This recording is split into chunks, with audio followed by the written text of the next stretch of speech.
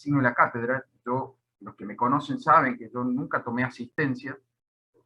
Considero que la asistencia es una cuestión de exclusiva responsabilidad del estudiante, pero se me exige desde Secretaría Académica validar la asistencia de ustedes de manera interactiva y sincrónica.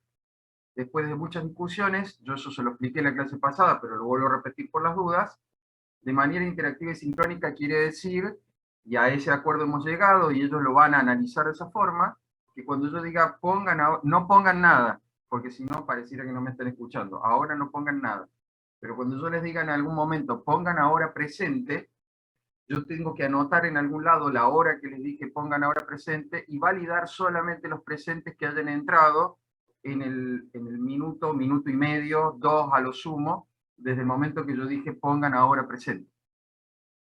Porque si yo le digo pongan ahora presente y aparece un presente 10 minutos más tarde, ese presente o 5 minutos más tarde, ese presente no se va a tomar en cuenta.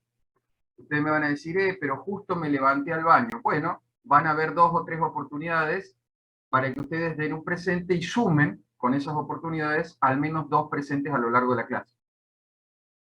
Eso es lo discutido, eso es lo acordado, eso es lo que yo debo cumplir y por ende, lamentablemente tengo que ponerlo como regla. Así como ustedes tienen que cumplir ciertas responsabilidades y ciertas cosas como alumnos, yo tengo que cumplir ciertas cosas como docente. Esto lamentablemente me excede, no es decisión de la cátedra, pero bueno, tengo que ser responsable y actuar según lo que se me ha pedido. Entonces yo les aclaro eso para que no haya dudas. Puede ser que en algún momento ustedes digan, uy, justo en ese momento me levanté al baño. Bueno, una vez que puede pasar. Pero se supone que Secretaría Académica quiere ver que haya sincronicidad, es decir, que ustedes estén sentados del otro lado, frente a la computadora atendiendo. Ustedes me van a decir, pero no puedo estar 1 hora y media en la computadora. Bueno, normalmente son 1 hora y media las clases. O sea, esto es, así como vos podés estar 1 hora y media sentado en un aula, escuchando al docente, podés estar 1 hora y media sentado frente a la computadora, escuchando al docente. Así que como que no hay mucho margen, y después de varias discusiones con Secretaría Académica, discusión en el sentido de acordar cómo íbamos a hacerlo esto, se determinó de que sí, que no había otra forma de comprobar, que es lo que se quiere comprobar, la sincronicidad. O sea, ellos quieren comprobar que tanto el docente como los alumnos estén asistiendo en el horario de clases desde que empieza hasta que termina. Así que bueno, en algún momento les voy a pedir en 2 o 3 oportunidades, o 4, no sé, pero les voy a pedir que pongan presente, y entonces ustedes van a escribir en ese momento en el chat presente. Ahora, lo último. La forma en que se van a evaluar esos presentes no es con el legajo en el chat, no es con el legajo escrito en el chat. Lo aclaro, quiero por favor que quede absolutamente claro. No es con el legajo escrito en el chat. El legajo escrito en el chat no se va a leer. Lo que se lee es el legajo en el identificador, arriba. Por eso les he dado la posibilidad, ahí ya les cuento eso, Andrés. Les he dado la posibilidad de que puedan cambiar el nombre con el que aparecen. Entonces ustedes pueden cambiar, si les aparece solamente el nombre y nada más, ustedes pueden cambiar y agregar en algún lado del nombre el legajo. O sea, se va a validar contra el legajo del ID, no del que pongan ustedes en el chat, porque ustedes podrían poner 20 legajos diferentes en el chat. Y no funciona así. Se va a validar con el legajo del ID. Entonces ustedes tienen ahora la posibilidad de cambiar el nombre, después enseguida se les voy a sacar esa posibilidad. Y tengan en cuenta de que para loguearse a estas sesiones de Zoom se tienen que loguear, tienen que cambiar su nombre de logueo en el perfil de Zoom para que aparezca su legajo. Legajo, apellido y nombre. Para cualquier materia es así. Así que ustedes tienen que cambiar eso para que sean identificados de manera única. De esa forma es que se va a aceptar el presente, solo por el legajo del ID. Todo, vuelvo a repetir, es lo acordado en esas reuniones y lo finalmente aceptado. Entonces, si ustedes me dicen, pero yo escribí en el chat, eh, si, teóricamente deberías anotar tu legajo en el momento que vos te vas a hacer el perfil de Zoom, ahí donde aparece tu nombre tendrías que poner tu legajo, y si no, estando en el chat, fíjate entre las opciones que aparece ahí, exactamente como dice ahí Lautaro, entre las opciones que aparecen cuando vos desplegás el menú que aparece ahí en tu usuario, hay una opción de renombrar. Entonces ahí renombras y pones tu legajo. Entonces, por eso se lo es habilitado ahora, pero en general no va a estar habilitado, así que tengan en cuenta de que tienen que loguearse con ID correcto, con legajo. Bueno, eh, dicho eso, entonces, para que se queden tranquilos, si es que a alguno se perdió un presente por X motivo, no me persigan después diciendo, ay, pero no importa, yo voy a pedir 3 o 4 veces, si pido 4 veces voy a validar 3, si pido 3 voy a validar 2, es decir, siempre voy a validar la mayoría, lógicamente, como para que si hubo un problema por ahí, eh, eso no signifique la ausencia. Acabo de decir, Santiago, que no. O sea, si ustedes tienen algún inconveniente, se pueden anotar porque eso yo después proceso todos los archivos juntos. No importa de qué aula, proceso los archivos del día. Y entonces esos archivos del día se genera un listado con legajos y presentes. Así que, por ejemplo, Santiago va a estar presente hoy. No importa si esté cursando a la mañana o a la tarde. Eso sí, tienen que tener los 3 presentes en un horario. No, no vale eso de que, di un presente a la mañana, después me fui, di un presente a la tarde y di un presente a la noche. No, eso no lo va a validar el programa. El programa va a validar que tengan los 3 presentes en el mismo archivo. Va a procesar los 3, pero va a validar que tenga el presente en los 3 archivos. Así que ustedes eligen el horario de cursado que más les resulte conveniente. A la vuelta a la presencialidad, no sé si vamos a poder, creería que no, cursar en cualquier horario por las cuestiones de protocolos, etcétera, etcétera. Seguramente van a tener que cursar en el horario en que se inscribieron. Así que tengan en cuenta ese tipo de cosas, porque es lo más probable al volver a la presencialidad que no puedan ustedes ir al horario del curso que quieran por cupo, por aforos. Sí, pueden cursar mientras estemos virtual, pueden cursar en el horario que quieran, porque tanto los teóricos como los prácticos van a ser totalmente equivalentes y va a ser lo mismo en cualquier horario. Así que no hay ningún problema. Les damos ese beneficio. Yo lo anuncié en el aula virtual. La vez pasada me dijeron de que algunos fueron a preguntar ahí al departamento, justamente porque tenían superposiciones de horario, no sé. Pero bueno, estaba avisado desde el primer día, les dije que sí se podía hacer eso, y bueno, lo he publicado en todos los canales habido y por haber. Así que no hay ningún problema. Si tenías algún problema, cursar a la mañana y está anotado a la mañana, cursar a la tarde o a la noche. Yo voy a pedir 3 o 4 veces que den presente. Ustedes tienen que dar presente las 3 o 4 veces. Pero suponete que a una de las veces no pudiste dar el presente, bueno, te voy a considerar el presente si al menos, si yo pedí 4, 3 de las veces lo diste. Si yo pedí 3, 2 de las veces lo diste. ¿Se entiende? Y tienen que dar el presente en un lapso de tiempo corto, porque están del otro lado. ¿Se entiende? Están del otro lado. ¿Cuánto les lleva escribir un presente en el teclado y apretar Enter? Nada. Entonces, no puede ser de que, por ejemplo, estaban en otro lado, recibieron un WhatsApp, che, ahora dijo que pongan presente, entonces vinieron corriendo a la máquina, ya pasaron 3 minutos, ese presente no vale. Eso no es invento mío, eso es lo acordado, digamos, en varias reuniones.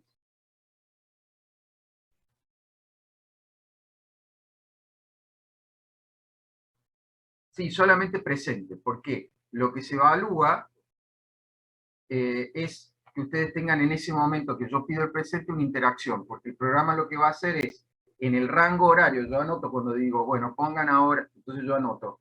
Entonces en ese rango horario, el programa mide 2 minutos para adelante y se fijan todas las interacciones tomando el ID de usuario que en ese momento ustedes tenían. Así que si el presente es con mayúsculas, con minúsculas, si se equivocara una letra, no hay problema. Y a ver, Ignacio, esta universidad, lo cuento porque a lo mejor algunos de ustedes no, quizás con toda la pandemia o no lo sabían o se olvidaron. Esta universidad exige el 75% de asistencia. No se puede rendir libre. La regularidad se alcanza no solamente rindiendo parcial, sino yendo a clases.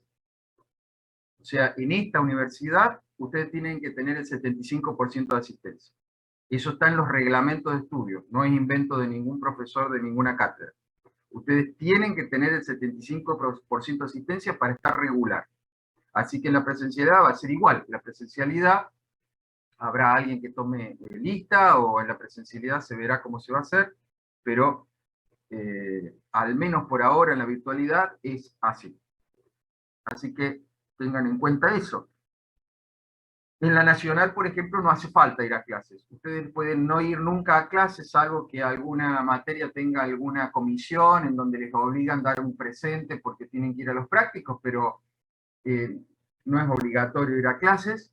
Ustedes pueden rendir libre, o sea, pueden decir, bueno, listo, no voy a clase, quedo libre, voy y rindo libre la materia, pero en esta facultad no es así. Así que eso, digamos, más allá de la facilidad que les estoy dando yo ahora para que ustedes puedan poner el presente en cualquier momento del día, ténganlo en cuenta que es obligación del estudiante tener un 75% de asistencia a cualquier materia. Eso está más allá de la decisión de la cátedra. Eso es una obligación del reglamento de estudio. Está escrito en el reglamento de estudio.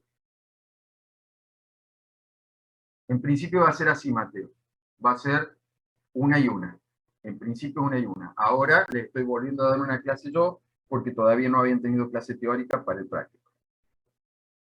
Bueno, vamos a arrancar y después, en todo caso, al final de la clase me quedo con todos aquellos que quieran preguntar y tengan dudas que no tengan que ver con lo que yo voy a explicar a continuación. Yo le voy a subir en el transcurso del día, seguramente hoy a última hora, es muy probable que sea así para que todo esto se replique textual en cada curso que yo vaya a dar la clase de hoy, les voy a subir un PDF con todo el detalle, la explicación de lo que yo les voy a decir en esta clase.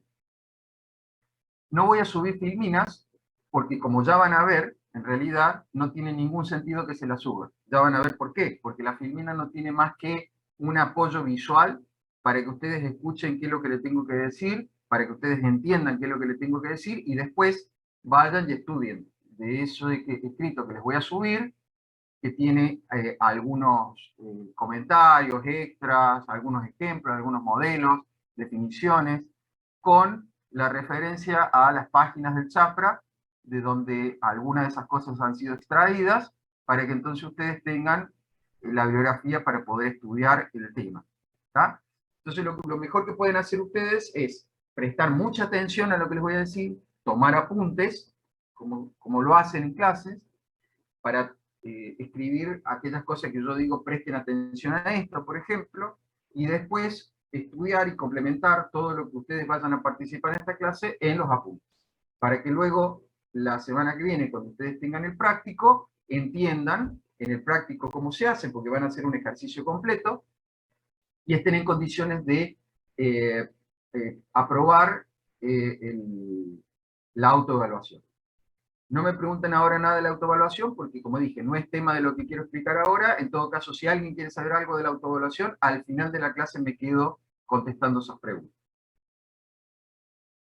Todo este tipo de preguntas administrativas, lamentablemente lo voy a contestar al final de la clase, porque si no, no arranco más. ¿Está bien? Entonces, todas estas preguntas, por favor, al final de la clase, todo lo que me están preguntando ahora, me lo van a tener que volver a preguntar al final de la clase, porque yo ahora arranco con la clase y hablo exclusivamente de eso. Después, dudas, al final de la clase me lo preguntan y yo, si me tengo que quedar hasta las 6, me quedo.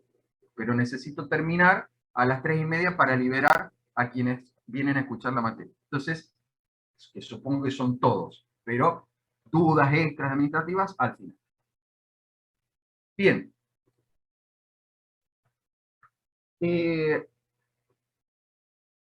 Nosotros en ingeniería construimos modelos para poder resolver problemas complejos del mundo real. Y eso, el poder resolver problemas complejos del mundo real, es un tema central en todas las disciplinas. Cualquier disciplina en la que ustedes se dediquen el día de mañana a trabajar o a profesionalizarse, supongamos que deciden irse de ingeniería y hacer otra cosa, igual van a tener que construir modelos. Porque construir modelos para poder entender qué es lo que pasa en la realidad y entonces aportar metodologías o soluciones a los modelos es algo casi característico y natural en el ser humano. ¿Y eso por qué? Bueno, porque lo real, el mundo real, es sumamente complejo, es incierto. Entonces, frente a esa incertidumbre y frente a esa complejidad, tratar de comprender de alguna manera, entender cómo interaccionan los componentes de ese fenómeno del mundo real entre sí y cómo interactúan o se constituyen en un proceso al mismo tiempo que yo pueda predecir qué es lo que va a ocurrir, y es motivo más que suficiente para intentar modelar y entender a través del modelo lo que está ocurriendo. Por eso es que la necesidad, digamos, de la ciencia por construir modelos está centrada más que nada en, en el hecho de querer conocer la dinámica de los sistemas, cómo se mueven, cómo cambian, cómo varían. Y bueno, si yo lo conozco, entonces lo puedo controlar, porque si yo puedo saber a dónde va a estar, hacia dónde va a ir o cómo va a quedar, entonces yo no solamente puedo hacer una predicción, sino que también puedo controlar lo que puedo hacer con ese sistema o lo que puede ocurrir con ese sistema. Este esquema que ustedes están viendo en esta diapositiva, que va a estar subido y explicado en el material que les voy a acercar, describe esquemáticamente el proceso de modelado. Fíjense que en este punto tengo, o arrancaríamos por acá, un problema del mundo real. El problema del mundo real justamente es aquello que yo necesito poder describir, entender cómo funciona, y el primer paso, por decirlo de alguna manera, la primera tarea en el proceso de modelado consiste en formular un modelo matemático. Es decir, a partir del problema que yo estoy observando, que yo estoy estudiando, entonces yo voy a formular un modelo matemático. Para formular un modelo matemático, es muy importante que yo pueda identificar, nombrar variables, establecer hipótesis, por ejemplo, que simplifiquen el fenómeno, de manera que yo pueda entonces tratarlo matemáticamente. Y si no se dispone de una ley física que describe el fenómeno, por ejemplo, bueno, yo voy a tener que examinar de cerca el problema, tratar de encontrar algún tipo de patrón, tratar de encontrar cosas que aparecen repetitivamente, tratar de interpretar esos patrones de manera numérica o de manera gráfica.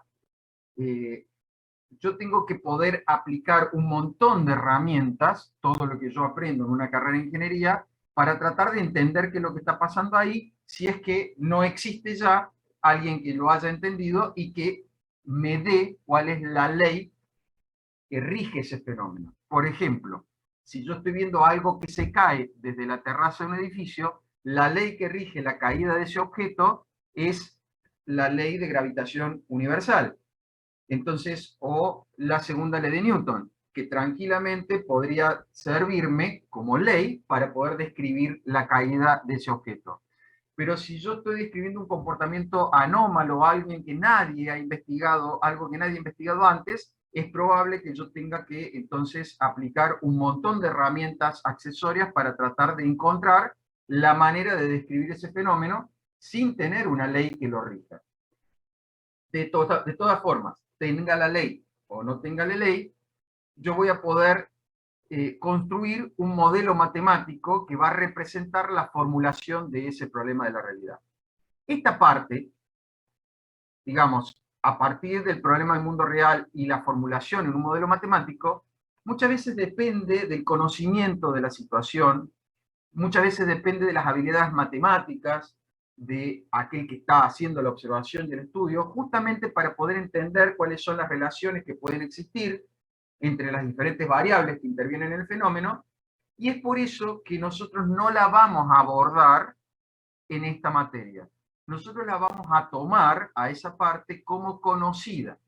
Se supone, por ejemplo, que ustedes han tenido física u otras materias que les han enseñado a modelar. Entonces, nosotros vamos a partir del modelo ya escrito. En la clase de hoy les voy a mostrar en un ejemplo puntual qué significa esa parte, pero en el práctico y en lo que ustedes vayan a hacer a lo largo de la materia, ustedes ya van a contar con el modelo escrito. O sea, esta parte de formulación la tienen que saber como que es parte del proceso modelado, pero no la van a hacer. Ustedes ya van a partir desde acá, van a partir desde el modelo matemático, con el modelo escrito. ¿Y qué es el modelo matemático? Bueno, el modelo matemático es la representación con fórmulas, ecuaciones, matemáticas de ese problema del mundo real. Y a partir de ahí, la siguiente etapa es la de intentar aplicar algunas de las técnicas matemáticas que ustedes conocen, por ejemplo, para poder resolverlo y llegar entonces a conclusiones matemáticas. Esto, ¿sí? Esta parte que acabo de remarcar, esa parte que acabo de remarcar es en la que nosotros vamos a hacer el mayor foco a lo largo de la materia.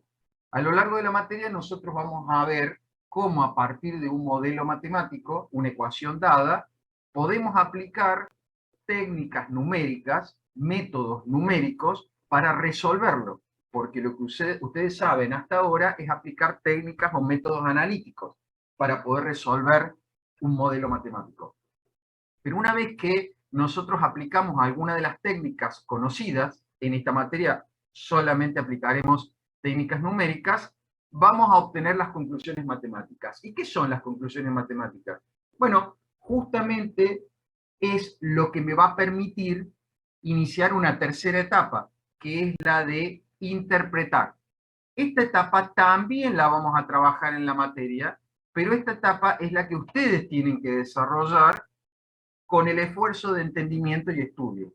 Nosotros les vamos a enseñar y les vamos a hacer practicar los métodos numéricos para obtener conclusiones. Pero a partir de las conclusiones, ustedes con el estudio, con el entendimiento,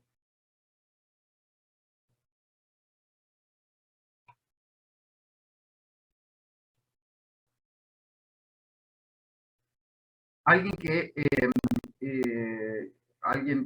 perdón, que me quedé leyendo si era una pregunta que tenía que ver con esto. Está bien, gracias por contestar y por ayudarse usted.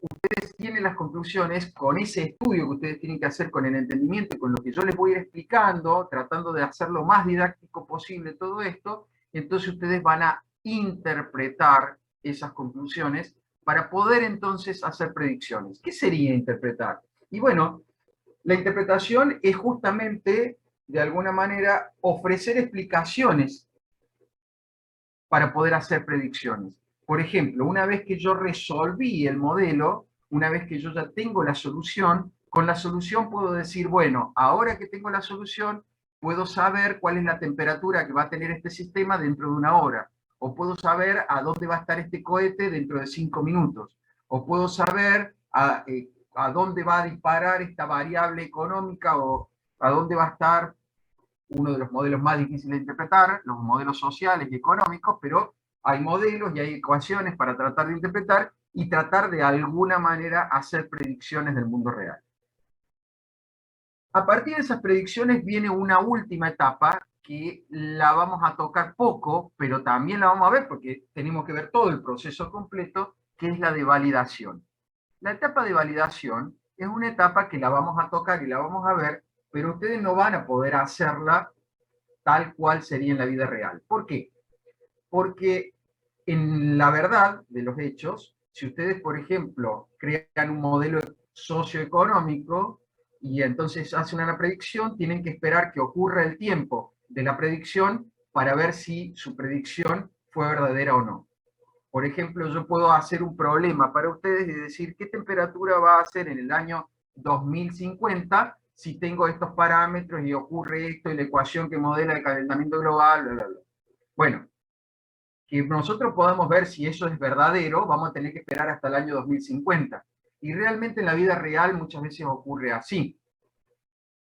Pero, desgraciadamente, ustedes no van a poder esperar hasta el año 2050. Entonces, en algunos casos, ya vamos a ver más adelante, les voy a decir, bueno, ahora hagamos de cuenta que tengo la temperatura en 2050. Fíjate si el cálculo que vos hiciste, la aplicación del método fue correcta y la predicción que vos haces, qué tan cercana a esa realidad se encuentra. Entonces ustedes van a poder hacer una validación ficticia, pero van a poder hacer una validación quizás porque tengan de manera ficticia el resultado real para poder comparar el resultado que ustedes obtuvieron, la interpretación que ustedes hicieron, la predicción que ustedes hicieron acerca del mundo real, para ver qué tan bueno es el modelo, porque si no es bueno, entonces hay que revisar si cometí algún error de cálculo o el modelo no es muy bueno. Si el modelo es el problema, entonces tendré que reformular el modelo y validarlo contra el problema del mundo real. Bueno, les voy a pedir ahora que pongan presente, por favor, en el chat.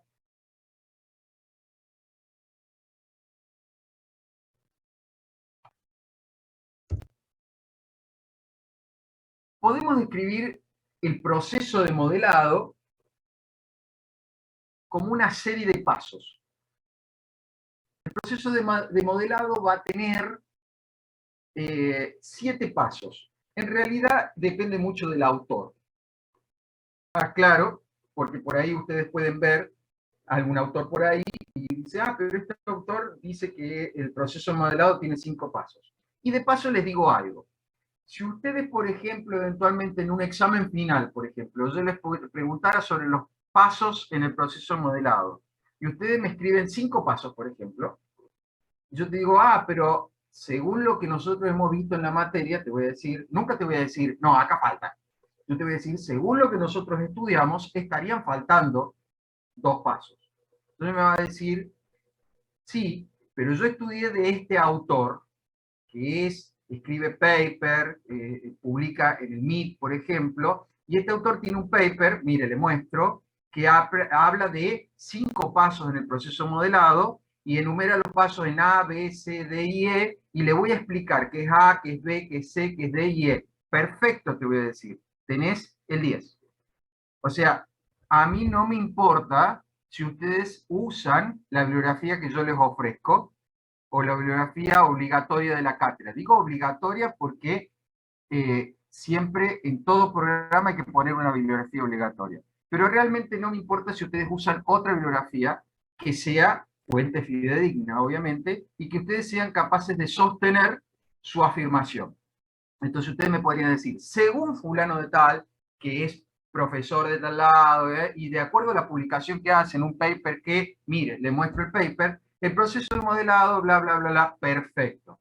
Ahora, si vos me decís, no, son 5 pasos, no me decís, es que yo leí un apunte por ahí de un compañero, no, el apunte del compañero no sirve como fundamento para sostener una afirmación. ¿Está claro? Digo esto porque yo soy de los que invita a ustedes a cuestionar. Yo los invito a ustedes a que puedan comentar y hacer cosas en un examen final, siempre y cuando, por ejemplo, tengan fundamentos en lo que ustedes están explicando. Ahora, si lo que ustedes están explicando no se fundamenta en nada, no hay nada que respalde lo que usted está diciendo de fuente fidedigna ni nada, bueno, no es suficiente. Bueno, recuerden, y perdón que voy a hacer una breve interrupción, pero es para simplemente hacer una aclaración final, no sé si se ha incorporado más gente. Acuérdense que yo voy a tomar los presentes a partir, eso es lo acordado, que eso no es acordado por mí, está acordado por fuera incluso de la cátedra. Vamos a tomar los presentes hasta 2 minutos después de que yo dije pongan presente ahora. O sea, todo presente que ustedes sigan escribiendo en el chat no va a ser considerado. Les aclaro eso para que no haya duda.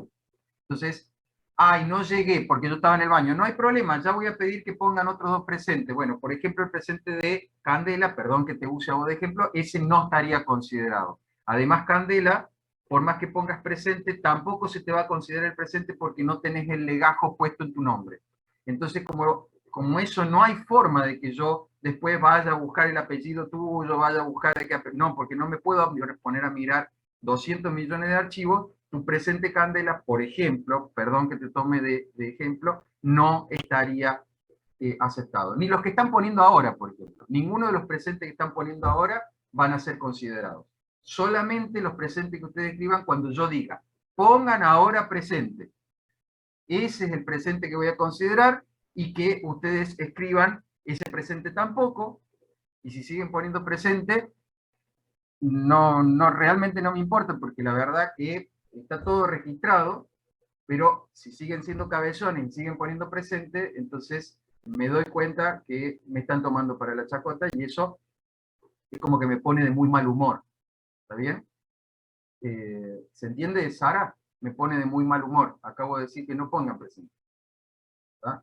Entonces, ustedes entenderán por qué me pone de mal humor, lógicamente, porque se ve que o no me están escuchando o me están tomando para el chacota. Entonces es muy simple, digamos. Esto no lo voy a considerar el presente, ya está. Así que sigan escribiendo si quieren presente, pero es al vicio y es de mal gusto, porque yo no los estoy tratando mal, digamos, para que ustedes sigan escribiendo presente cuando les digo no escriban presente ahora.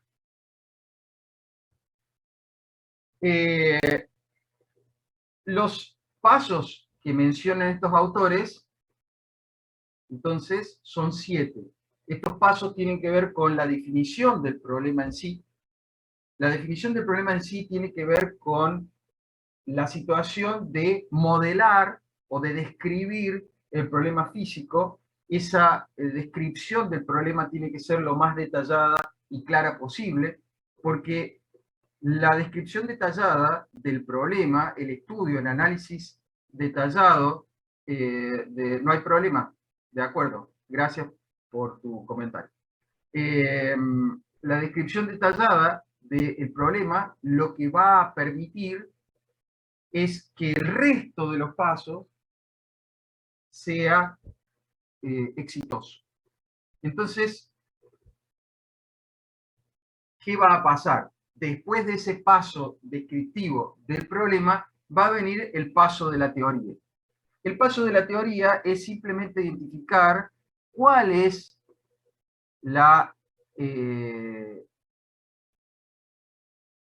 ley física, por ejemplo, o cuál es el fenómeno, cómo se describe el fenómeno físico a partir de una hipótesis, a través de una ley o algo que ya alguien haya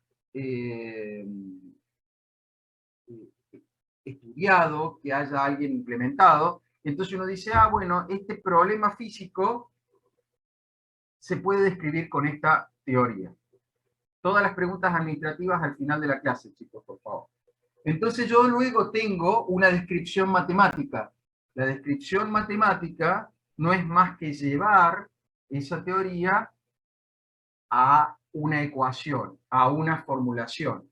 Ese proceso, fíjense, estos 3 pasos, sería lo que nosotros vimos recién como la etapa de formulación.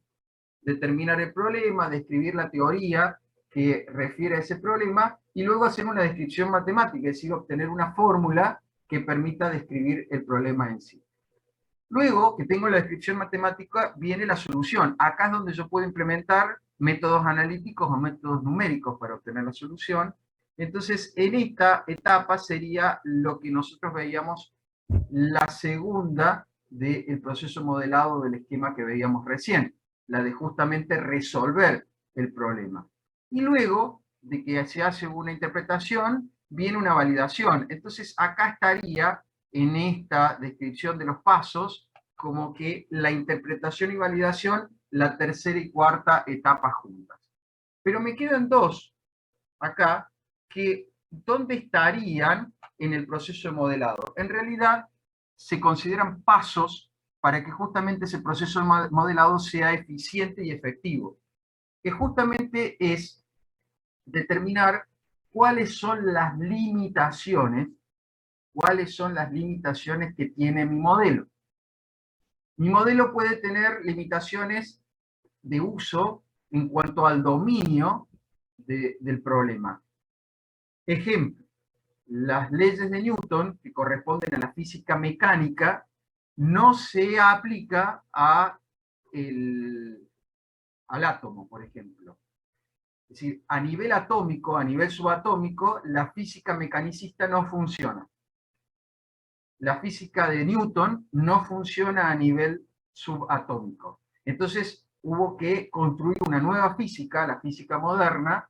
Aparecieron Planck, Schrödinger y todos, Einstein, todos los grandes monstruos de la física moderna, para reformular una nueva descripción, porque el modelo mecanicista no podía explicar lo que sucedía a nivel subatómico. Entonces tuvieron que reformular el modelo, porque el modelo mecanicista tiene sus limitaciones. Es muy bueno para mandar un cohete a la Luna.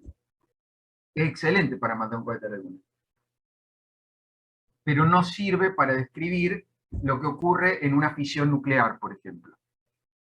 Entonces, determinar cuáles son los rangos de validez de mi modelo es muy importante en el proceso de modelado. Y luego, lo que es muy importante, sí, cómo no, ahí te digo, Francisco, y luego lo que es muy importante es que sea aplicable, porque gastar tiempo en armar un modelo, describir matemáticamente el problema de la realidad, resolverlo, validarlo, establecer las limitaciones del modelo y no aplicarlo, es como haber hecho trabajo al vicio. Entonces la aplicación, o sea, que mi modelo tenga una aplicación, como por ejemplo el modelo de Newton tiene una aplicación muy extendida, igual que la física moderna. Es decir, cuando un modelo no tiene aplicación práctica, no es útil, entonces se descarta. Eso es lo que queremos decir. A la pregunta tuya, Francisco, de validación, la validación es, cuando vos ya resolviste el modelo y tenés la solución, vos con la solución podés predecir. Suponete vos, Francisco, que tenés la solución de una partícula que se mueve en un plano. Vos podés decir a dónde va a estar la partícula dentro de 10 minutos. Entonces, cuando vos dentro de 10 minutos vas a mirar a dónde tendría que estar la partícula y la partícula está ahí, quiere decir que tu modelo es válido para hacer predicciones. Pero cuando dentro de 10 minutos vas a mirar a dónde está la partícula y la partícula no está porque hace 5 que pasó de largo, o todavía viene allá y faltan 3 minutos para que llegue, entonces tu modelo no es muy bueno. Entonces esa es la validación del modelo. Tenés que ver en el proceso de validación qué tan bueno es el modelo para hacer predicciones. Y determinar los rangos de validez justamente del modelo. Es decir, por ejemplo, la física mecánica va desde el átomo a el universo, si querés. Pero la física cuántica, el rango de validez de la física cuántica está a niveles subatómicos, por ejemplo. Eso es lo que determina el rango de validez. ¿A dónde lo puedo aplicar? A eso le llamo rango de validez. ¿A dónde, en qué dominio es aplicable el modelo? Entonces estamos en condiciones de nada, estamos en condiciones de hacer una definición formal del modelo. Y acá voy a hacer una aclaración también, porque aprovecho, ¿no? Para que ustedes, todo lo que les digo, en definitiva, más allá de que pueda ofuscar a alguno de ustedes, la idea es que ustedes puedan disfrutar realmente de aprender. Entonces, obligarlos de alguna manera, entre comillas, a aprender, les va a llevar a, en algún momento, entender o disfrutar el aprendizaje. Porque mientras ustedes simplemente han o puedan estar rindiendo multiple choice o simplemente rindiendo de memoria cosas sin muchas más explicaciones, realmente uno no disfruta del aprendizaje. Créanme que es la forma más aburrida de perder el tiempo. En cambio, yo los voy a obligar a algo que les va a significar un esfuerzo, pero créanme que a la larga lo van a disfrutar. Entonces uno puede plantear una definición de un modelo. Entonces ustedes, por ejemplo, pueden aprender esta definición o la que quieran. Y ustedes pueden decir que un modelo se puede definir de manera general, sea aplicable a cualquier cosa, como una formulación. Entonces yo te voy a parar ahí y te voy a decir, bárbaro, ¿qué quieres decir con eso? Ahí viene la parte en donde vos tenés que hacer el esfuerzo de no solamente haberte aprendido una definición, sino poder explicarlo.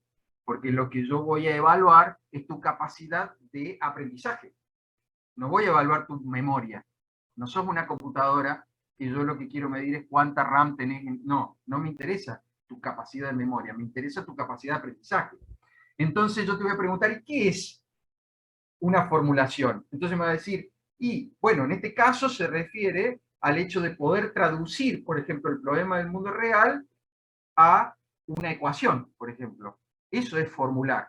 Yo tengo que poder traducir ese problema de la vida real al lenguaje matemático. El lenguaje matemático tiene que servirme a mí como un soporte a través de una ecuación para poder representar ese problema. Y ese es mi modelo. Por eso nosotros decimos que un modelo es una formulación. Por eso también podemos decir que es una ecuación, como sinónimo, que es lo mismo. ¿Y qué hace esa formulación? Y te voy a decir, bueno, dale, seguí. ¿Qué hace esa formulación? Y va a decir, lo que hace de alguna manera es expresar las características esenciales. Perfecto, te voy a decir. ¿Por qué características esenciales? ¿A qué te referís con características? Y porque si yo estoy modelando, lo que yo voy a modelar es lo que me interesa. A lo mejor hay situaciones, características, detalles del modelo que son totalmente superfluos, que yo puedo ignorar, que no hacen a lo que yo quiero describir o a lo que yo necesito para poder hacer predicción. Entonces, tomar en cuenta todos esos detalles van a hacer demasiado complejo el modelo, y un modelo es una simplificación de la realidad. Entonces yo tengo que poder tomar las características esenciales, aquellas características que yo necesito para poder hacer predicciones. Perfecto, venimos bárbaro. Seguí, te voy a decir. Entonces voy a decir, pero la expresión de esas características esenciales lo tengo que hacer en términos matemáticos. Eso es esencial dentro de la definición, en términos matemáticos. En otras palabras, a través de una ecuación, a través de una fórmula. Buenísimo. Entonces me has definido qué es un modelo. Una formulación que expresa las características esenciales del problema del mundo real en términos matemáticos, con toda la explicación que viene al caso. Toda explicación que va a estar subida y perfectamente explicada en el material que yo les voy a proporcionar. Cuando hablamos de una función, fíjense, hablamos de algo que relaciona cosas con cosas.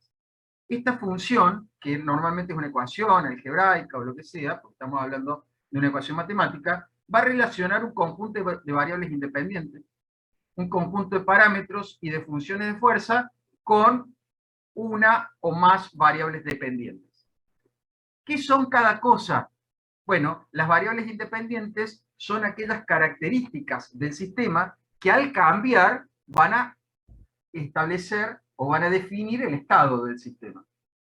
O sea, si yo voy haciendo cambios en mi variable independiente, por ejemplo, voy moviendo mi sistema haciéndolo evolucionar en el tiempo, por ejemplo, el tiempo podría ser una variable independiente, y voy haciendo evolucionar mi sistema en el tiempo, entonces yo voy a obtener un resultado, la variable dependiente, que va a ser el estado que va a ir adquiriendo el sistema en la medida que varíe el tiempo. ¿Y qué son los parámetros? Los parámetros son valores intrínsecos del sistema. Por ejemplo, una masa colgada de un resorte, ese resorte tiene una constante K que se llama constante de elasticidad. Esa constante de elasticidad del resorte es un parámetro propio intrínseco del sistema. Otro parámetro del sistema podría ser la masa. La masa es una característica propia, inherente al fenómeno que yo estoy tratando de describir. Entonces, cuando hay características, parámetros propios del sistema que yo debo considerar, y esos parámetros en general no cambian, o sea, no son variables, pero son elementos propios del sistema, bueno, hago referencia a parámetros. Y las funciones de fuerza normalmente son funciones externas que interactúan con el sistema y hacen que ese sistema tenga un comportamiento determinado en un lugar. Por ejemplo, no es lo mismo una manzana cayendo en el planeta Tierra que cayendo en la Luna o cayendo en Marte. ¿Por qué? Porque la gravedad, que es la fuerza externa que interfiere en el sistema, es distinta en los tres planetas que acabo de mencionar, o la Luna no es un planeta, pero en los tres cuerpos que acabo de mencionar. Entonces, las funciones de fuerza son situaciones externas que modifican la conducta del sistema, pero son externas.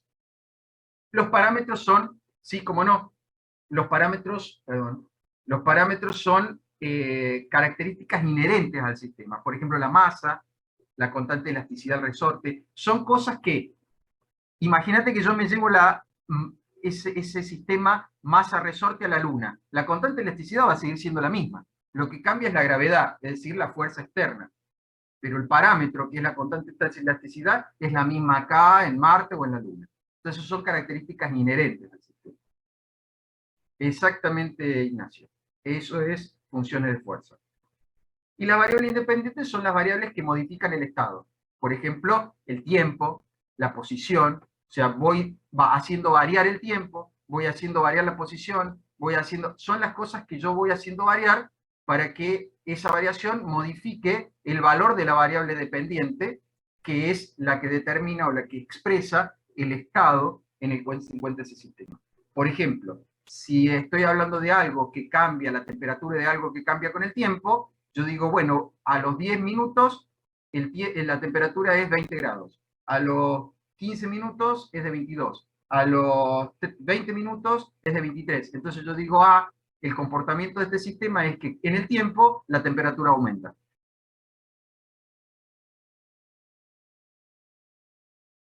Finalmente, ¿por qué puede ser ventajoso plantear modelos matemáticos? Bueno, porque un modelo matemático permite pensar mejor en un problema. O sea, el modelo me permite entender mejor la realidad que representa ese modelo, porque yo tengo una forma de haber simplificado la realidad.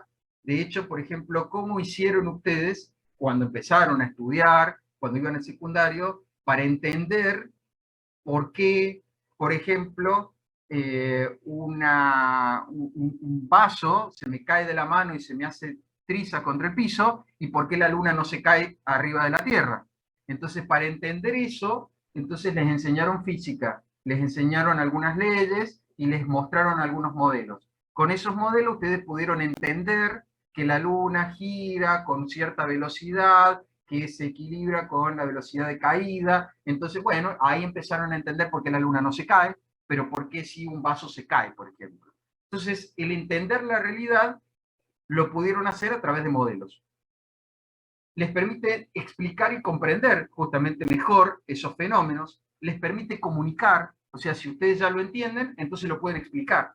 Pueden decir, por ejemplo, pueden escribir un libro y publicarlo, pueden escribir un paper y publicarlo, pueden conectarse con otras personas y comunicar sus observaciones, porque entonces le paso el modelo matemático y el otro mira el modelo y entiende ahora qué es lo que yo estoy tratando de explicarle. Puedo compartir y validar el conocimiento, porque, por ejemplo, puede haber un científico que también está trabajando en lo mismo que yo, y entonces yo le puedo pasar mi modelo y él me puede pasar el suyo, y puedo ver cómo, a lo mejor, qué cosas ha tenido en cuenta él que yo no he tenido en cuenta y viceversa, y de esa forma podemos aumentar el conocimiento de la humanidad. Podemos predecir comportamiento, porque si ahora yo tengo la ecuación que describe el movimiento de un dron en el espacio, puedo decir a dónde va a estar en los próximos segundos. O si yo tengo la ecuación que describe el movimiento de un, eh, ¿cómo se llama esto? De un cometa, por ejemplo, en el sistema solar, puedo predecir si no va a haber nunca un problema o si en algún momento el cometa se va a estrellar contra la Tierra. Pero ese tipo de predicciones lo puedo hacer porque tengo el modelo que describe el comportamiento de un sistema determinado. Y al mismo tiempo que puedo predecirlo, entonces puedo controlarlo, porque si yo sé que un cometa se va a estrellar contra la Tierra, entonces puedo crear algún sistema como los que está intentando crear la humanidad, para intentar estrellar contra el cometa, por ejemplo, una nave espacial con cierta carga, y de esa forma poner una fuerza externa al sistema y modificar el comportamiento natural que iba a tener, y entonces controlar el comportamiento que iba a tener naturalmente, que era de estrellarse contra la Tierra. Por ejemplo, por tomar algunos ejemplos que por ahí pueden llegar a ser medio escabrosos, los ejemplos que acabo de dar, pero bueno, es así. Veamos entonces en un ejemplo, para que entonces ya con esto ustedes vayan introduciéndose, y ya les voy a contar de qué se trata el práctico y todo eso, y después al final de la clase yo he ido leyendo, no se crean que no he ido leyendo lo que han escrito, voy a contestar todo lo que recuerde que tiene que ver con preguntas administrativas. Supongamos que tenemos un proyectil, como dice ahí, de masa m, que se dispara desde el origen del sistema de coordenadas a una velocidad inicial v sub 0 en un ángulo θ sub 0, dice el enunciado. Ese enunciado en realidad es una descripción eh, general, es una descripción verbal del problema que yo quiero tratar de entender, pero realmente no es la descripción matemática, o sea, eso no representa el modelo, eso es simplemente una descripción de lo que yo quiero tratar de entender. Hay un problema similar de un paracaidista en el Chapra. Para no usar el mismo ejemplo, entonces les estoy dando otro para que después ustedes tengan más ejemplos y modelos para que ustedes puedan comparar y entender. Entonces, ese gráfico que está ahí representa justamente lo que estoy diciendo en ese enunciado. En realidad, normalmente uno da un enunciado y después uno dibuja, qué sé yo, pero es como si yo hubiese hecho esta observación primero y digo en este enunciado qué es lo que estoy viendo acá. Este es un proyectil de masa m que fue disparado desde acá con una velocidad inicial v sub 0 que tiene un ángulo θ sub 0. Entonces el proyectil va a describir una trayectoria. Bueno, pero yo ya sé por física que eso se llama tiro oblicuo. Es decir, conozco una ley que rige este movimiento. Entonces, ahora que yo puedo asociar la ley que rige a este movimiento, puedo intentar modelarlo matemáticamente, porque basándome en esa ley, en esa hipótesis en la que se basa el tiro oblicuo, que tiene algunas características, puedo entonces intentar ver las características propias de este sistema y a partir de esas características propias tratar de describirlo. Por ejemplo, un parámetro inherente al sistema es la masa. Ese es un parámetro. Una variable independiente es el tiempo, porque esta bala describe una trayectoria en el tiempo. Y una función de fuerza sería la gravedad, que es la que justamente a la que está sometida esta bala, y es la razón por la cual esta bala describe una trayectoria parabólica. Entonces yo digo, bueno, despreciando el empuje, que las fuerzas que actúan sobre el cuerpo, ahí hice una simplificación, que ya es lo que yo les decía. Bueno, hay muchas cosas que actúan ahí, pero para poder describir esto, voy a despreciar el empuje porque no lo voy a considerar tan relevante para la descripción de esto. La bala es una bala esférica, bien pulida, tiene muchas características que puedo...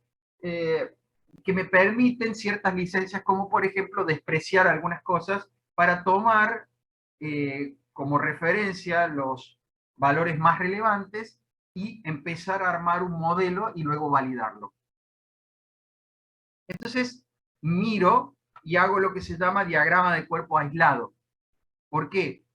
Nosotros sabíamos en física que cuando nosotros queríamos describir el movimiento de un objeto, planteábamos sobre ese objeto un sistema de coordenadas cartesianas y descomponíamos las fuerzas en la dirección de X y en la dirección de Y. Toda esta parte es la que ustedes no van a hacer en esta materia. Toda esta parte todavía está en la parte de formulación. Todo esto es formulación. no lo van a hacer, pero yo les estoy mostrando en el proceso de modelado qué es lo que estoy haciendo. Estoy formulando, estoy mirando la realidad y estoy formulando. Entonces, bueno, no hay problema, de todas formas se supone que ustedes lo saben hacer. Entonces ustedes por ahí me preguntan, hay veces que me preguntan, ¿y eso lo tengo que saber? Entonces yo te tengo que responder, sí, lo tenés que saber. Ahora, ¿te lo voy a tomar, te lo voy a pedir? Probablemente no, pero que lo tenés que saber, lo tenés que saber, cursaste física.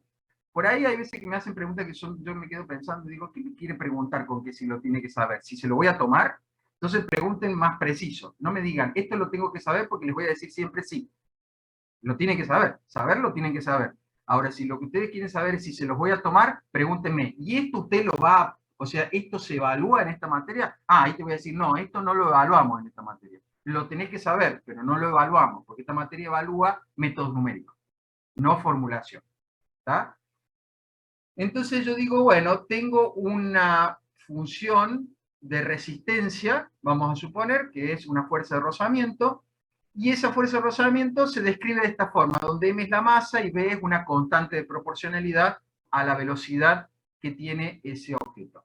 Entonces esa fuerza de rozamiento, que es opuesta al movimiento del objeto, o sea, si la velocidad va para allá, la fuerza de rozamiento va para el otro lado, se puede descomponer en la dirección de X, y cuando lo descomponga en la dirección de X, yo digo, este objeto se mueve en la dirección positiva con una aceleración en la dirección de X, y eso, el resultante de todas las fuerzas que actúan sobre este objeto, no es más que la componente de esa fuerza en la dirección de X.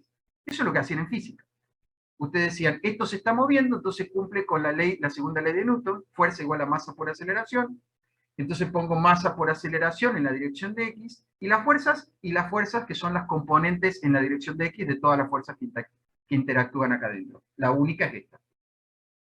Y en la dirección de Y también en este punto se está moviendo de manera positiva, entonces yo tengo masa por aceleración en la dirección de y eso tiene que ser igual a la componente ahora de esta fuerza en Y negativo más el peso negativo también. Entonces, esto que está acá no son más que, perdón, acá, no son más que la expresión de la ley de Newton, la segunda ley de Newton, y todavía no es el modelo, todavía no es el modelo, sigue siendo formulación, he formulado la ley de Newton. Pero ahora yo me acuerdo, porque eso me lo explicaron, eso me lo enseñaron, que la aceleración es la derivada de la velocidad. O sea que esta aceleración es la derivada de esta velocidad en la dirección de X respecto del tiempo. Y esta aceleración es la derivada de esta velocidad en la dirección de Y respecto del tiempo. Entonces yo puedo reemplazar esta A sub X y esta A sub Y, las puedo reemplazar como la derivada de B sub X respecto de T y la derivada de B sub Y respecto de T. Eso es lo que tengo acá. Y se los reemplazo. La derivada de B sub X respecto de T, la derivada de B sub Y respecto de T. Y veo que esta masa la puedo simplificar con esta masa, esta con estas dos, entonces llego a esto. Esta es una ecuación diferencial lineal de primer orden. Tengo dos ecuaciones diferenciales lineales, una en la dirección de X y otra en la dirección de Y.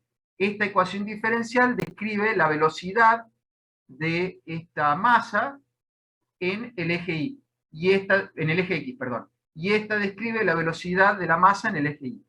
Esto es el modelo. Acá está el modelo. Ahora sí tengo el modelo.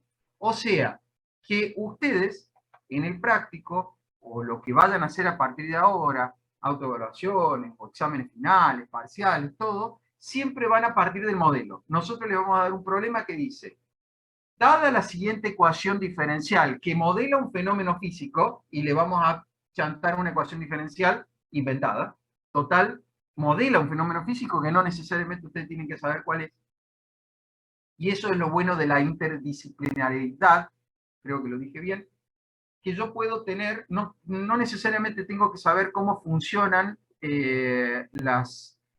los encastres, pues yo no soy ingeniero civil, en un edificio, no tengo por qué saber cómo oscilan las columnas en un edificio, pero si un ingeniero civil me da a mí la ecuación diferencial que representa esa oscilación, yo, que soy ingeniero de sistema, que no sé nada de ingeniería civil, entonces yo puedo resolver esa ecuación, puedo programar la solución y le puedo ofrecer al ingeniero un programa que le resuelva problemas de estabilidad o problemas de oscilación en los edificios, etcétera, etcétera. ¿Por qué? Porque yo sé resolver modelos. Lo mismo les va a pasar a ustedes.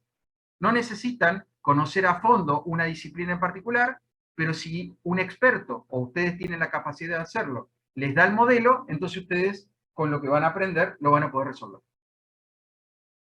De hecho, les dije que estas dos ecuaciones son ecuaciones diferenciales lineales de primer orden. Entonces ustedes saben que se puede aplicar el método para resolver ecuaciones diferenciales lineales de análisis 2. ¿Y eso lo tengo que saber? Sí lo tenés que saber. ¿Te lo voy a pedir en esta materia? No te lo voy a pedir en esta materia porque eso es de análisis 2. Pero lo tenés que saber. Entonces, yo acá les doy la solución general de las dos ecuaciones diferenciales. No les pongo el detalle paso a paso, sí se los voy a subir para curiosidad, pero en realidad cualquiera de ustedes debería poder hacerlo sin ningún problema. Son dos renglones nada más de cuenta. Entonces, ustedes obtienen esta solución general. La solución general no me sirve para nada, porque la solución general no describe este fenómeno. La solución general describe cualquier tiro oblicuo, pero no describe este fenómeno. Para describir este fenómeno necesito resolver las constantes indeterminadas. ¿Cómo? Con una condición inicial. ¿Cuál es la condición inicial? Y que la velocidad inicial en la dirección de x tiene este componente v sub 0x, y la velocidad inicial en la dirección de y tiene este componente v sub 0y. Pero lo puedo sacar, y sí, porque si yo te doy este vector, entonces vos lo podés descomponer tranquilamente, porque te doy el ángulo. Es v sub 0 por el coseno tita sub 0, y el otro es v sub 0 por el seno tita sub 0. O sea, sí se puede obtener. Entonces, con ese valor de velocidad inicial, reemplazando acá las v por las velocidades iniciales respectivas y t por 0, porque estamos hablando en el tiempo 0, resuelvo las soluciones generales y obtengo las soluciones particulares. O sea que ahora sí he resuelto el modelo. Este era el modelo, esta es la solución del modelo. Bueno, la solución analítica, pero he resuelto el modelo. Entonces ahora puedo predecir. Ahora puedo saber a qué altura o qué velocidad, perdón, va a tener en la dirección de Y, por ejemplo, esta bala de cañón luego de 2 segundos, 10 segundos, 20 segundos. O sea, puedo usar ahora alguna de estas ecuaciones. Usemos esta. Quedémonos con esta. O sea, analicemos solamente la velocidad en la dirección del eje Y. Y la otra, ¿por qué no? Bueno, la otra, porque no se me ocurre usarla ahora, pero podría también usarla y ver la velocidad que va teniendo la bala de cañón en la dirección de X. Pero analicemos lo que pasa en la dirección de Y nada más. Total, yo puedo analizar por separado las soluciones. No están acopladas, no están vinculadas. O sea, las puedo analizar por separado. Entonces, con esta ecuación yo puedo hacer predicciones. Me dan la velocidad en la dirección de Y inicial, la gravedad en el lugar, 9,8 metros sobre segundo cuadrado, que es esa la aceleración, y 0,02, por ejemplo, 1 segundo, 1 sobre segundo, o 0,02, 0,03, 0,04, eso va a depender de cómo planteo el modelo.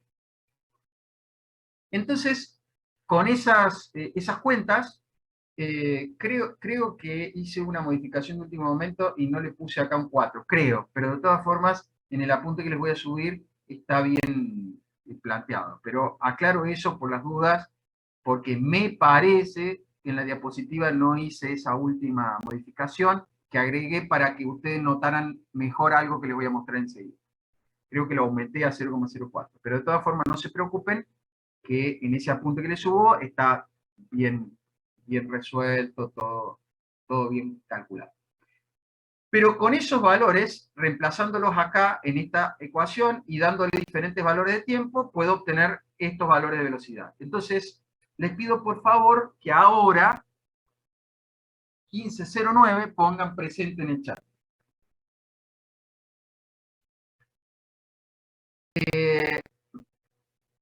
Por ejemplo, yo podría reemplazar estos valores por acá en algún lugar y reemplazando el valor de tiempo a los 16 segundos, por ejemplo, obtendría que la velocidad es 121,47. Si yo quisiera saber cuál es la velocidad a los 4 segundos, lo único que tengo que reemplazar es el tiempo por 4 segundos y decir la velocidad es 347,24. A ver, es muy importante lo que les voy a decir ahora. La solución, esta es la solución, ¿no es cierto? Esta es la solución. Esta es la solución particular. La solución particular es una solución exacta. A ver, escuchen bien. La solución particular es una solución exacta. ¿Por qué es una solución exacta? La solución particular es una solución exacta porque proviene de una solución analítica.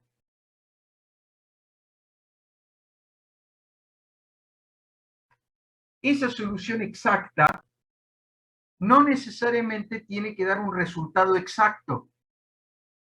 ¿Por qué? Porque cuando yo use una calculadora y meta este E en la calculadora, que es 2,71 e infinitos decimales, entonces yo voy a hacer un cálculo y voy a tener que redondear el resultado. Entonces el resultado no es necesariamente exacto. Entonces, una solución que proviene de un método analítico, es una solución exacta.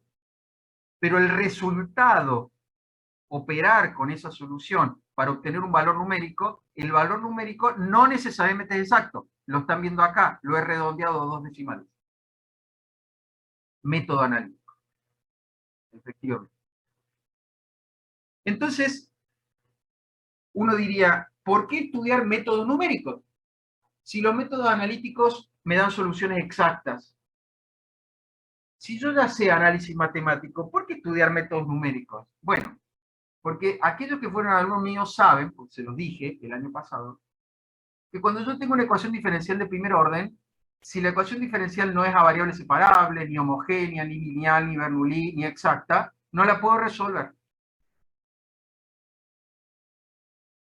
Te voy a tomar, y te pido disculpas, igual que Franco, Juan Cruz, todo lo que están anotando ahora los voy a tomar de ejemplo, por esos presentes ya no serían válidos. Los presentes son válidos cuando yo digo que pongan presente. Ya a esta altura han pasado más de los 2 minutos que yo pedí que pusieran el presente. Entonces ustedes tienen que estar muy atentos a la próxima vez que le diga pongan presente, porque entonces su presente no se va a validar. Otra vez, no es una regla impuesta por mí, es una regla que yo transmito luego de haber discutido la modalidad en que se iba a hacer. ¿Tá? Entonces, es así, son 2 minutos después de que yo digo pongan presente. Porque entonces se supone que están del otro lado de la computadora. ¿Cuánto tardaron en poner en presente? Nada. Si se tardaron mucho es porque no estaban. Entonces, cuando yo les vuelva a decir, ahí pondrán todos estos presentes no son válidos. No van a ser tomados como válidos. Así que sépanlo para que nos acostumbremos a eso. Claro, yo voy a pedir, por ejemplo, 3 veces o 4 veces. Si pido 4, tienen que tener 3. Si pido 3, tienen que tener al menos 2 para que sean válidos. Así es, efectivamente. Si no, no cuenta, sí, porque un presente y me fui, no cuenta. Tiene que tener por lo menos 2. Y bueno, pero diste 2, al menos, Carlos. Pero si alguien se levanta al baño, ¿las 3 veces te levantaste el baño? No creo. Justo, en ese momento. Bueno, vas a perder un presente, pero justo las 3 veces te levantaste el baño, no te creo. O sea, es así. O sea, yo también tengo que terminar la clase y recién después me voy a ir al baño, voy a tomar un café. Yo estoy dando la clase. Ustedes tienen que hacer el mismo esfuerzo. Eso es lo que pretende Secretaría Académica, que ustedes hagan el mismo esfuerzo que hacemos nosotros. O al revés, que nosotros hagamos el mismo esfuerzo que hacen ustedes. Esa es la regla de Secretaría Académica. Bien, entonces, si yo no tengo una solución analítica, si no puedo resolver el problema con una solución analítica, entonces, listo, se acabó. Mi vida como ingeniero terminó ahí. No puedo resolver el problema, no le puedo dar al cliente una satisfacción, no le puedo dar un resultado. Bueno, esto que está acá es otra cosa más que pueden hacer las soluciones analíticas. Las soluciones analíticas me permiten hacer predicciones muy precisas, porque yo quiero saber, porque estoy viendo acá que a medida que va pasando el tiempo, la velocidad va disminuyendo. Y sí, porque la bala de cañón empieza a parar la velocidad de subida y en algún momento va a empezar a bajar. Entonces, yo quiero saber cuánto tiempo va a tardar esta bala en detener su velocidad de ascenso. Entonces, las soluciones analíticas son muy precisas. Yo lo único que tengo que hacer es igualar a cero la velocidad, quiero saber cuándo la velocidad de subida va a ser cero, y despejar de ahí el tiempo y calcular con los datos del problema y te digo, y va a ocurrir en 26,07 segundos. Te puedo dar más decimales si quieres más precisión. Es decir, las soluciones analíticas para predecir son buenísimas, son muy, muy precisas. Por eso las soluciones analíticas son deseables, de alguna manera. Porque nosotros tenemos una fórmula que la usamos así nomás, rápidamente, con una calculadora en la mano, un papel y una calculadora científica, y te puedo decir lo que quieren en medio del campo. Entonces las soluciones analíticas son muy buenas, pero no se pueden obtener soluciones analíticas para todos los problemas. Entonces, ¿qué vamos a hacer? Bueno, vamos a tener que conformarnos con soluciones numéricas en esos casos, siendo cualquier solución numérica una solución aproximada. Entonces ahí viene un contraste. Toda solución que proviene de un método analítico es exacta. Toda solución que proviene de un método numérico es aproximada.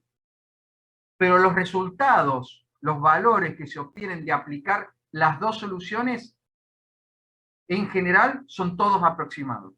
Es muy raro que yo obtenga un resultado exacto con una solución analítica. Solamente si se trata de valores enteros. Si se trata de valores enteros sin decimales, bueno, puedo tener resultados exactos. Pero es muy raro eso.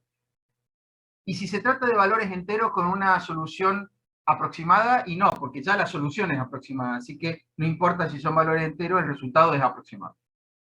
Cuando usamos método numérico ya es todo aproximado. ¿Por qué? Porque lo que nosotros vamos a hacer es ir a la definición de derivada. Entonces nosotros sabemos que una derivada es el límite de un cociente incremental, en donde en el numerador tenemos el delta de la velocidad y en el denominador tenemos el delta del tiempo. ¿Qué es el delta de la velocidad? La velocidad en un tiempo dado menos la velocidad en el tiempo anterior. Y el delta del tiempo, y es el tiempo dado menos el tiempo anterior. O el tiempo siguiente menos el tiempo en donde estoy ahora. La velocidad que va a tener dentro de un tiempo determinado y la velocidad que tiene ahora. Como quieran ya, verlo ustedes. Si se quieren parar con t sub i, normalmente eso es lo que hacemos, en el tiempo actual. Y t sub i más 1 es el siguiente. Es el siguiente tiempo que estoy considerando. Ahora, si ese delta de b y delta de t es lo suficientemente chico, puedo decir que la derivada se va a parecer mucho a ese cociente incremental. Eso es definición de derivada. Cuando los deltas son suficientemente pequeños, entonces la derivada se parece mucho al cociente incremental. Entonces, para valores pequeños, yo puedo reemplazar esto que está acá, que es el delta de b sobre el delta de t, puedo reemplazar esto en la derivada. Y en el modelo matemático, en vez de tener ahora una derivada de b respecto de t, tengo un delta de b respecto de t. Voy a ir algunas filminas hacia atrás. Miren.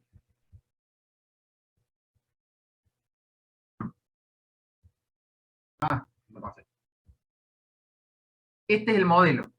En vez de poner una derivada, para poder resolver esto como una ecuación analítica, voy a reemplazar eso por delta de b sobre delta de t.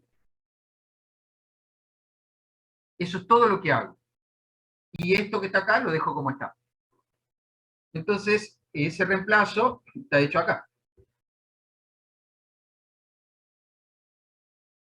Reemplacé la derivada de b respecto de t por el delta de b sobre el delta de t. Y lo que estaba a la derecha lo dejé como estaba. Entonces ahora puedo pasar eso para el otro lado multiplicando, y ese b para el otro lado sumando. Y lo que tengo acá es una fórmula numérica. Ese es todo el chiste numérico. Y en realidad, ya van a ver que a lo largo de la materia, básicamente es todo lo mismo. Nada más que vamos a estudiar distintos métodos para hacer esto. Y cómo analizar esos métodos, cómo establecer estabilidad, qué métodos se utilizan para resolver qué tipo de problema, pero básicamente es eso.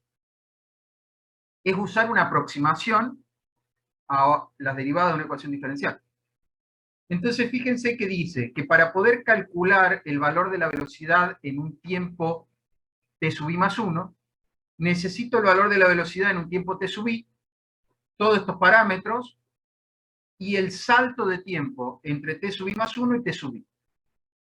Pero esto lo conozco, porque si yo tengo la velocidad en el momento 0 y quiero saber cuánto va a ser la velocidad dentro de 4 segundos, entonces tengo acá 4 menos 0, y acá tengo la velocidad en 0, la velocidad en 0, el b y el g, que son parámetros, o que son valores del sistema, no este es un parámetro, y esto es una fórmula externa, una fuerza externa, y tengo entonces todo para calcular la velocidad en 4 segundos.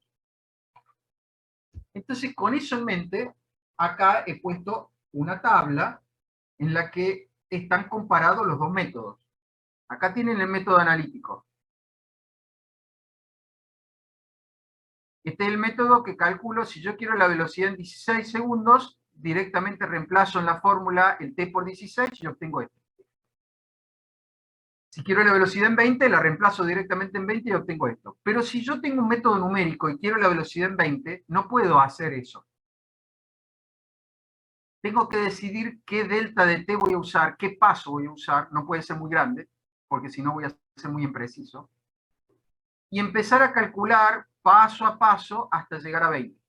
Por ejemplo, acá hemos decidido calcular cada 4 segundos. Entonces, este valor, ¿cómo lo obtuvimos? ¿Qué es ese? Lo obtuvimos con 450 más el valor de b por 450 menos el valor de g por t sub i más 1, o sea, por esto menos esto, o sea, por 4.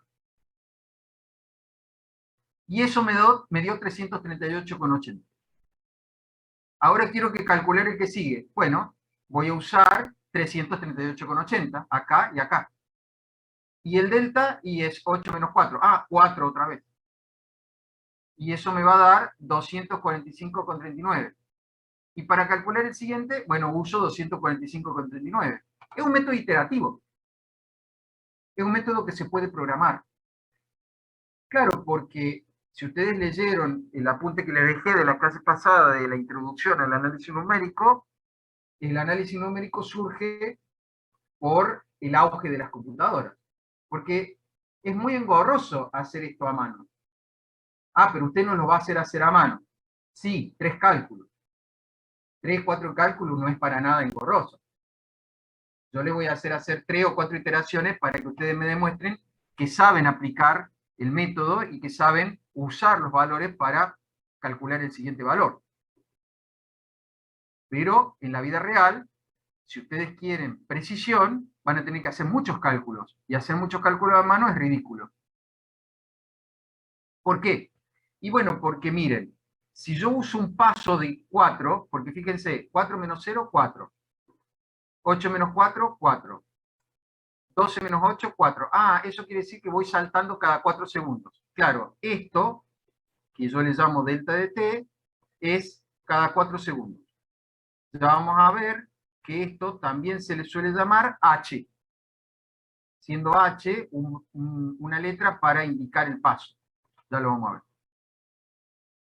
Pero fíjense que la curva azul es la solución analítica que se considera exacta, mientras que la curva naranja es la solución numérica, que es la solución aproximada.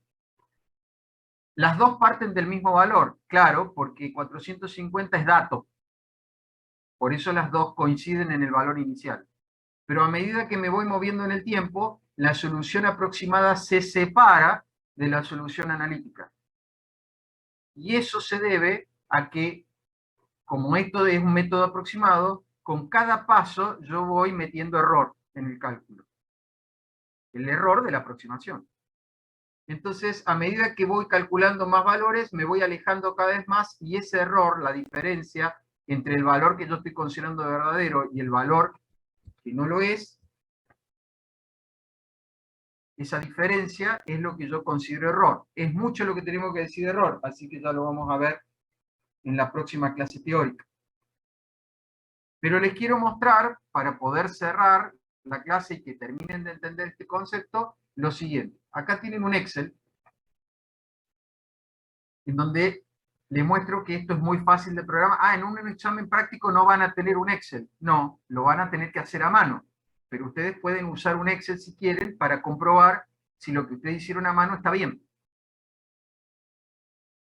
Entonces ustedes tienen acá un Excel en donde lo único que hice en la solución analítica, acá dice X, debería decir B.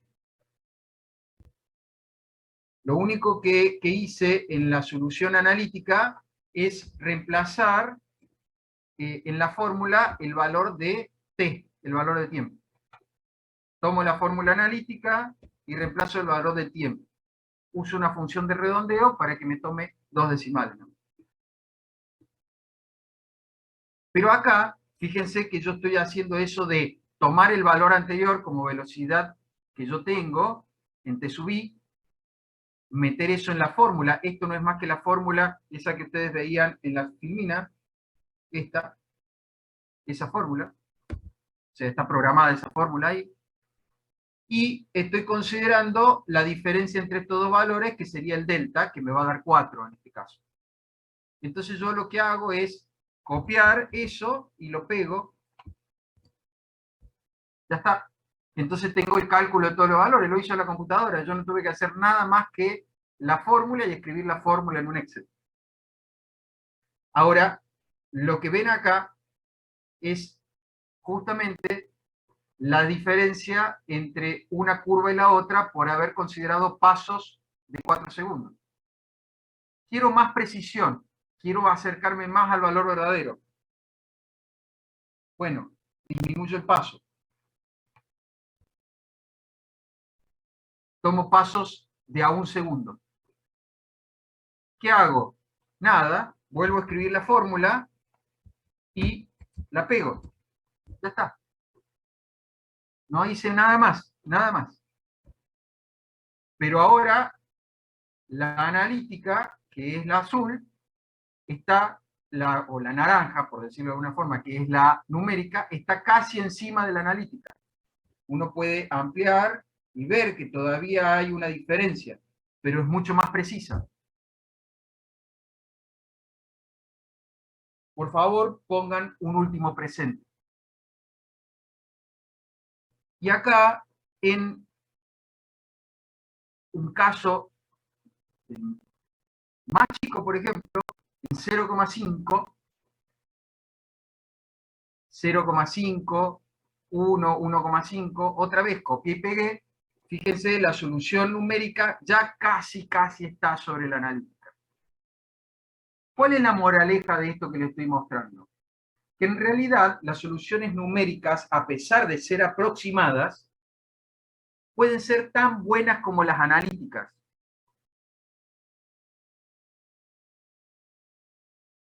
¿De qué depende? Del paso. Depende del valor que yo decida, porque mientras más chiquito es el delta que yo esté tomando entre un paso y otro, más se parece esto a la derivada. Para valores muy chiquititos, total una computadora lo puede hacer tranquilamente, yo les voy a subir un pedazo de código escrito en Java, el que le guste la programación o sabe programar, lo va a poder convertir fácilmente en cualquier lenguaje, que justamente va a resolver este tipo de cosas, y ustedes le van a poder dar el valor del paso que quieran darle, y van a ver que van a obtener resultados prácticamente iguales a los analíticos. Eso, y con esto termino la clase de hoy, eso les da a ustedes la tranquilidad de saber que por más que ustedes utilicen un método numérico, si el método numérico está bien diseñado y el paso está bien considerado, es tan bueno como usar un método analítico. La ventaja del analítico es que ustedes lo pueden llevar en un papel y aplicarlo en cualquier lugar. La desventaja del numérico es que necesitan sí o sí una computadora. Pero, si no tienen la solución analítica, ustedes saben que pueden tener resultados tan buenos como los analíticos. Hasta acá la clase. Yo puedo liberar a todos los que se quieran ir. En el práctico, lo que ustedes van a hacer la semana que viene es, a partir de una ecuación diferencial, encontrar la solución numérica y aplicar la solución numérica para construir una tabla. ¿Estamos? Y ahora voy a empezar a contestar algunas preguntas que me habían hecho por ahí, y si me he olvidado de alguna, o alguien que hace preguntas, se los digo. Yo matriculé a todos como les había prometido la semana esa que les había dicho. El viernes a última hora voy a matricular a todos los que tengo en autogestión. Pero, gracias, igualmente para todos. Pero yo sé que hay gente que ha sido agregada posteriormente.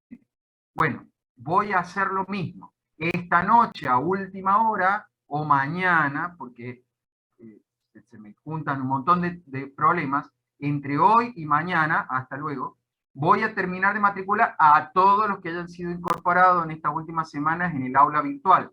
Pero si no los tengo en autogestión.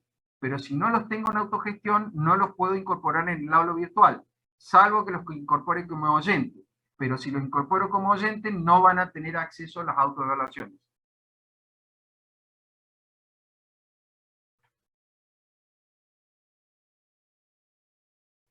Yo puedo matricular a que los que todavía no se inscribieron, y lo aclaro, y lo voy a avisar una vez más por ¿cómo se dice esto? Por el Telegram, lo voy a avisar por autogestión, lo voy a avisar por todos lados, para que de alguna forma les llegue. Yo voy a matricular a aquellos que me pidan y que yo no los encuentre en autogestión. Pero cuando el jueves que viene yo vaya a habilitar la autoevaluación, si todavía no están inscritos en autogestión, no van a estar habilitados a hacer la autoevaluación. La autoevaluación es parte del que yo tengo oficialmente inscrito en la materia. Así que van a tener que resolver ese problema con Centro de Cómputo, porque no les voy a permitir generar una autoevaluación si no los tengo inscritos, o por algún problema jamás serán inscritos en la materia. Así que solucionen esos problemas. Sí los puedo dejar de docente para que tengan acceso al material, pero no los puedo dejar rendir las autoevaluaciones. Si no los tengo escritos en la autogestión, no los puedo dejar rendir las autoevaluaciones.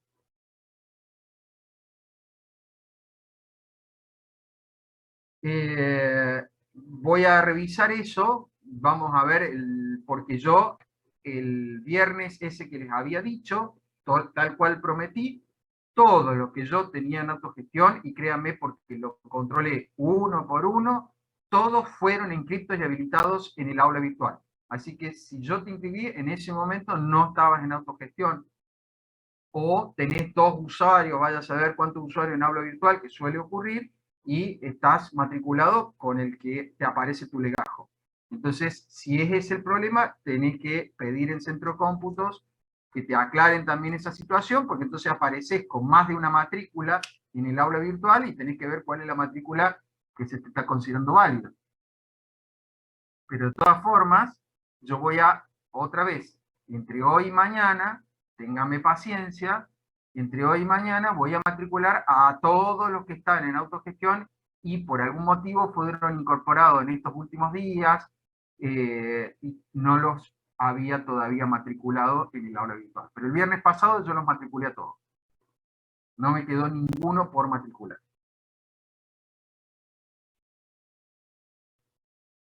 Lo mismo, Andrés. El viernes pasado matriculé a los que estaban en el aula virtual. Tenía 600 y pico, 632 en el aula virtual, 632 matriculados. No había diferencia, estaban todos matriculados. Así que habrá que ver qué pasó, si es que en el momento de yo matricular no estabas realmente, o te sacaron o te corrieron y después te volvieron, porque el centro de cómputos hace eso. Pone, saca, pone, y está acomodando hasta último momento. Pero bueno, desgraciadamente nosotros tenemos que seguir avanzando. Pero ya voy a, entre hoy y mañana, a matricular a todos los que me aparezcan. Si ustedes están en autogestión, los voy a matricular en el aula virtual. No se den problema. Los que no están inscritos, lamentablemente me van a tener que mandar un mail con legajo, y me van a tener que explicar de que no están inscritos. Yo los voy a incorporar como oyentes hasta tanto y en cuanto no se habilite su matrícula efectiva en autogestión.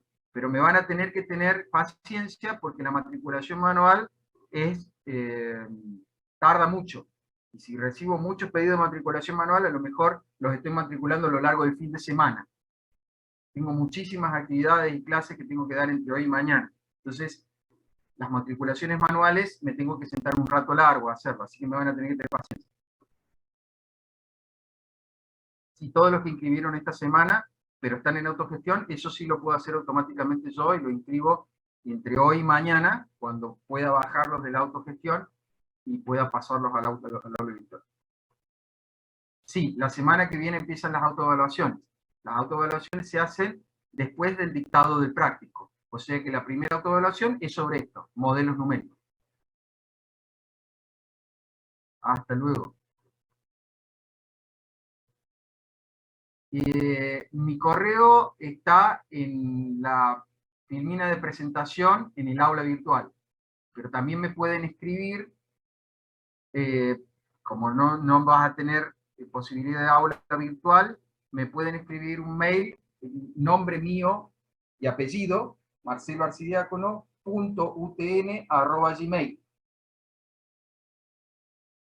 Pueden escribirme eventualmente ahí, se lo escribo acá en el chat.